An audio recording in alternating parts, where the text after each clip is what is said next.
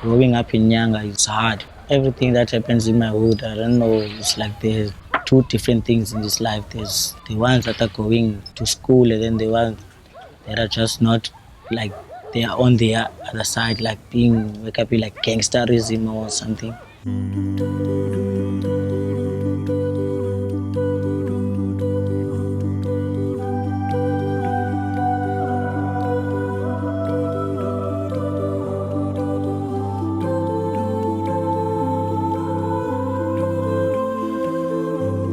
Almost everyone here believes in playing soccer. Everyone is like, what team do you play for? Like, no, I'm playing soccer. Nah, you're nothing, man. Like, what are you doing? I'm doing dance. What dance? Ballet. Then you start laughing, but I was like, what are you laughing at?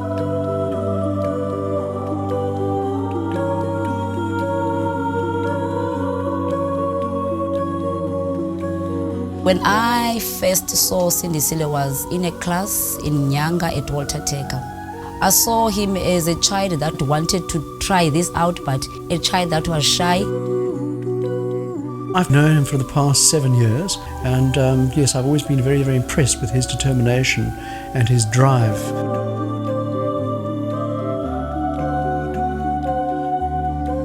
I didn't know things before Dance for All took me. I was just a boy playing soccer with other children.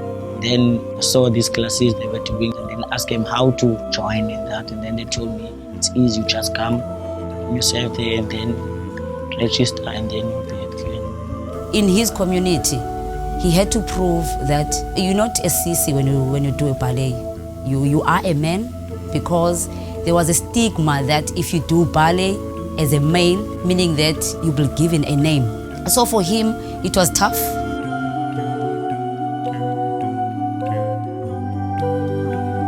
For Sindisile, ballet as well was a safe place for him, a place where he knows that he belongs to, whether his voice will not be heard at home because he stays with his siblings as well. He knew that whenever he will go to a dance class, his voice will be heard because that's how he will express his feelings as a dancer. I think that I do see myself developing, because when I'm dancing, I used to just check myself in the mirrors like, wow, am I good enough? As the time comes, and I'm like, okay, I can do this, okay. Last year I didn't know how to do this, but this year I can. In order to get it, you have to work, train hard, and you can do it also. I have worked with that process for many years now.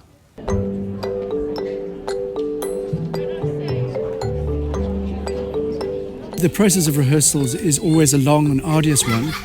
We take many months to kind of get to this point. And it's always a difficult time because often students are not in rehearsal. And in fact, 2 weeks ago, Sindisile was not in rehearsals. So it was quite a worry, and we didn't know whether he was going to be able to do this production or not. And in fact, he was drunk on the Friday night and didn't pitch up for our final run-through. That rehearsal, it was okay. It was very disappointing for me because I wanted to be there. And I wanted to go to these two places, but I started going to that one, so I didn't make it come.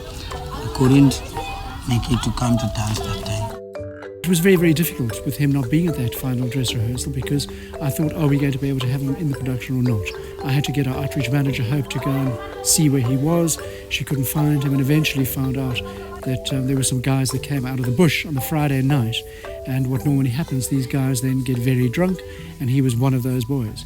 And he was just sleeping and he couldn't be woken. And so that was a great worry to us. But then during the week, thank goodness, we were able to get hold of him, and he kind of has been back on track. Are you looking forward to it? Yeah, yes. Looking forward to everything we're just going to do.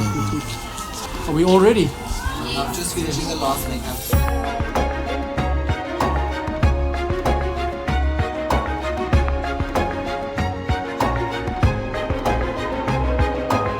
Even if I make mistake, I don't want to be seen. The audience doesn't know. As long as you keep smiling and you enjoy yourself, then that's great.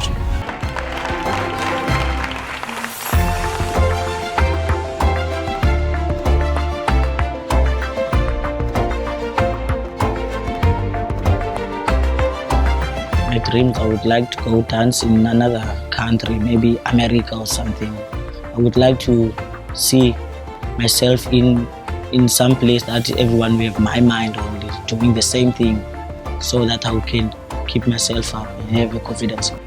I have to finish school first and then I have to fulfill this dream. I know where my road is now. It's just that I must finish school first and then I will just prove my